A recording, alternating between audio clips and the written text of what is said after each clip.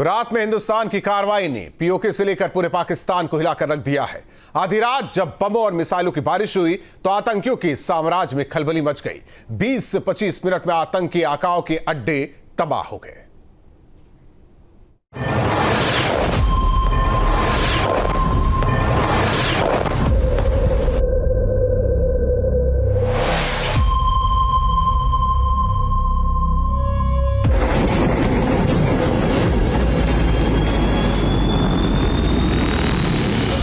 गोलों की आवाज आ रहे हैं, बस आगे निकल रहे हैं।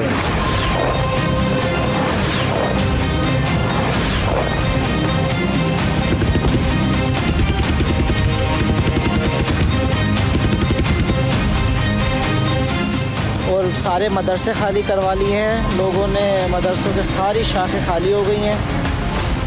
आधी रात में हमला, ऑपरेशन सिंदूर से पाक दहला।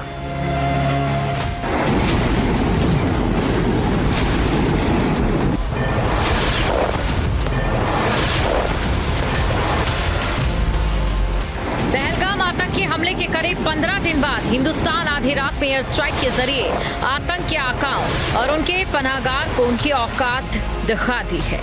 पहलगाम आतंकी हमले का मुंहतोड़ जवाब देने के लिए भारतीय सेना ने रात 1:05 से 1:30 के बीच ऑपरेशन सिंदूर चलाया और इसके जरिए पाकिस्तान को ऐसा जवाब दिया जिसकी उसने कभी कल्पना भी न की होगी।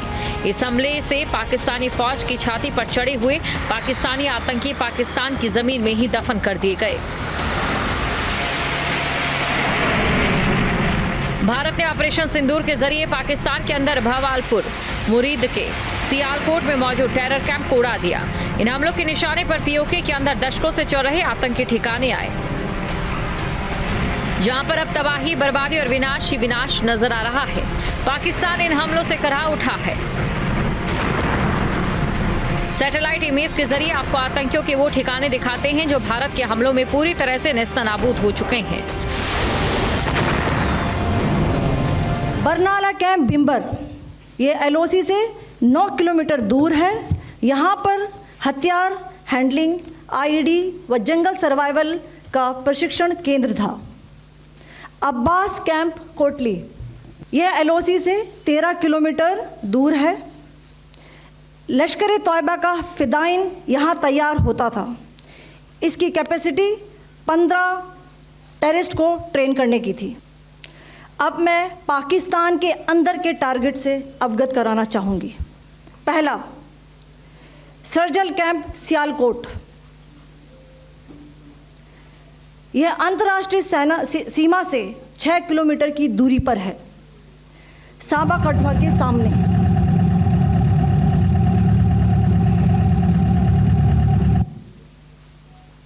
मार्च 2025 में जम्मू एंड कश्मीर पुलिस के 4 जवानों को की जो हत्या की गई थी, उन आतंकवादियों को इसी जगह पर ट्रेन किया गया था।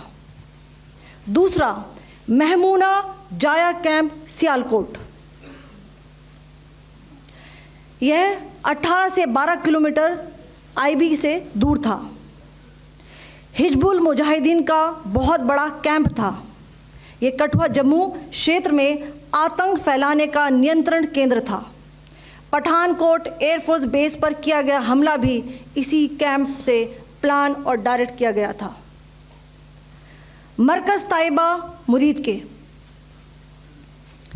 यह आईबी से 18 से 25 किलोमीटर दूरी पर है। 2008 के मुंबई हमले के आतंकी भी यहीं से प्रशिक्षित हुए थे। अजमल कसब व डेविड हेडली भी यहाँ ट्रेन हुए थे।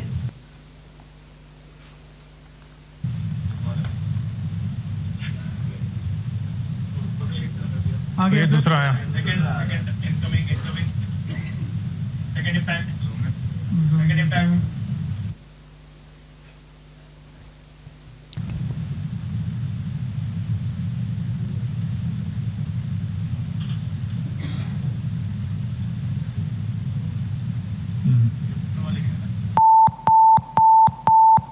टारगेट 10 हुआ है फिर भी। टारगेट 10 हुआ, एंक्लोजर सेम ही है। 7 it is hit the target. हाँ हाँ।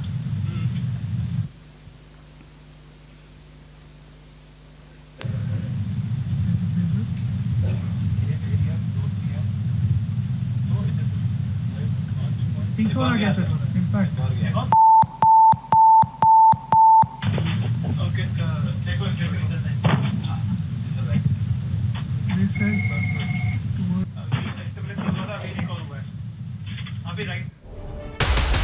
पहली तस्वीर मुरेक्के में लश्कर-ए-तैयबा हेडक्वार्टर। दूसरी तस्वीर पीओके के मुजफ्फराबाद के बिलाल की, जहां हिजबुल मुजाहिदीन और हरकतुल मुजाहिदीन का टेरर कैंप मौजूद था। और ये तीसरी तस्वीर देखिए, पीओके का कोटली। इस इलाके में टेरर ऑर्गेनाइजेशन अल बद्र के टेरर कैंप मौजूद थे। दुनिया के कई मुल्कों में अल बद्र को आतंकी संगठन घोषित कर रखा है। पाकिस्तान में ऐसे कई इलाके हैं जो इन आतंकियों के लिए जन्नत बने हुए थे। अब भारत ने टारगेटेड और कामयाब एरियल स्ट्राइक से इन आतंकी अड्डे को पाताल लोक में भेज दिया। भारतीय सेना और एयरफोर्स ने हमले की एक डिटेल दी और बताया कि पाकिस्तानी आतंकियों के खिलाफ किस तरह पाकिस्तान के अंदर नए हिंदुस्तान की जाबाजी की गाथा लिखी है। ऑपरेशन सिंदूर 22 अप्रैल को पहलगाम में हुए विभत्स आतंकवादी हमले के शिकार मासूम नागरिकों व उनके परिवारों को न्याय देने के लिए लॉन्च किया गया था। इस कार्रवाई में 9 टेररिस्ट कैंप्स को टारगेट किया गया और पूरी तरह से इसे बर्बाद किया गया। पाकिस्तान में पिछले 3 दशकों से टेरर इंफ्रास्ट्रक्चर का निर्माण हो रहा है। इसमें recruitment, indoctrination centres, training areas व लॉन्च पैड शामिल थे, जो पाकिस्तान और पाक अधिकृत जम्मू कश्मीर POJK दोनों में फैले हैं। इससे पहले सवाई नाला कैंप मुजफ्फराबाद, जो कि POJK के लाइन ऑफ कंट्रोल से 30 किलोमीटर दूर है, यह एक लश्कर-ए-तैयबा का ट्रेनिंग सेंटर था। एयर स्ट्राइक के टारगेट के ऊपर केवल और केवल आतंकी थे। हिंदुस्तान ने साफ तौर पे कहा कि ये एयर स्ट्राइक का मकसद था आतंकवाद को जड़ से उखाड़ना, और जिन्होंने आतंकवाद को अंजाम दिया पहलगाम में, उनको, उनके आकाश को, उनके पीछे जो उनका इंफ्रास्ट्रक्चर है उसको बर्बाद करना। हिंदुस्तान ने साफ तौर पे कहा है कि हमने किसी प्रकार के सिविलियन टारगेट को, किसी प्रकार के वाइटल इंस्टॉलेशन को, किसी प्रकार के एयरफोर्स के बेस को या किसी प्रकार के आर्मी इंस्टॉलेशन के ऊपर हमला नहीं किया। हमने वही किया जो हमारा हक बनता था, right of self defence exercise किया है। भारत के हमले के निशाने पर बहवालपुर में मौजूद जैश-ए-मोहम्मद का हेडक्वार्टर आया। मसूद अजहर का ये आतंकी ठिकाना भारत पाकिस्तान इंटरनेशनल बॉर्डर से 100 किलोमीटर दूर है। भारत के ज्वाइंट ऑपरेशन में पाकिस्तान का मुरीद के जद में आया है। यही लश्कर-ए-तैयबा का गढ़ है, जिसका आका हाफिज सईद है। हाफिज वही आतंकी है जिसने मुंबई में 26/11 का हमला कराया था। इसके मुखौटा आतंकी संगठन द रेजिस्टेंट फोर्स ने ही पहलगाम हमले को अंजाम दिया। मुरीद के इंटरनेशनल बॉर्डर से 18 से 25 किलोमीटर दूर है। 30 किलोमीटर दूर स्थित हैं ये तस्वीरें भारतीय सेना के शौर्य का सबूत। लश्कर के पाकिस्तानी सेंटर को हर तरह से तबाह कर दिया गया। मुरीद में लश्कर के ठिकाने पर भारत के हमले से पहले और बाद की तस्वीरों का फर्क देखिए। किस कदर लश्कर के आतंक का खात्मा किया गया।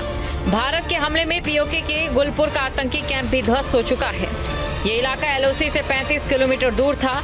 तस्वीरों में कोटली में बने लश्कर के ठिकाने की तबाही साफ साफ देख सकते हैं। कोटली अब्बास में लश्कर के ऊपर किस तरह भारतीय सेना विनाशक साबित हुई, हमले से पहले और बाद की इन तस्वीरों को देख सकते हैं। भारतीय सेना और वायुसेना के ज्वाइंट ऑपरेशन में जैश-ए-मोहम्मद का सर्जिल कैंप का खात्मा हो चुका है। पाकिस्तान के अंदर भारत ने सियालकोट के सर्जिल में भी आतंकी ठिकाने को तबाह किया। हमले से पहले की तस्वीर और बाद की तस्वीर दिख रही है, जिसमें मिसाइल से हमला किया गया। लश्कर और जैश के साथ ही भारत के टारगेटेड हमले में हिजबुल का महमुना कैंप बर्बाद हो चुका है। ये टेरर कैंप बॉर्डर से 15 किलोमीटर की दूरी पर मौजूद था। पाकिस्तान के अंदर महमुना जोया में भी भारत ने आतंकी ठिकाने को तबाह कर दिया। मिसाइल सीधे कैंप के अंदर जाती दिखाई दे रही है और इसके बाद धमाका हो जाता है। POK के तंगधार सेक्टर से 30 किलोमीटर दूर सवाई में लश्कर-ए-तैयबा का कैंप तबाह हो चुका है। पाकिस्तान ग्लोबल टेरर कैपिटल है और भारत ने ऑपरेशन सिंदूर के जरिए एक ही बार में पाकिस्तान की पीठ और उसके आतंकियों की कमर तोड़ कर रख दी। एक साथ सारे आतंकियों के हेडक्वार्टर ध्वस्त हो चुके हैं। Team news state.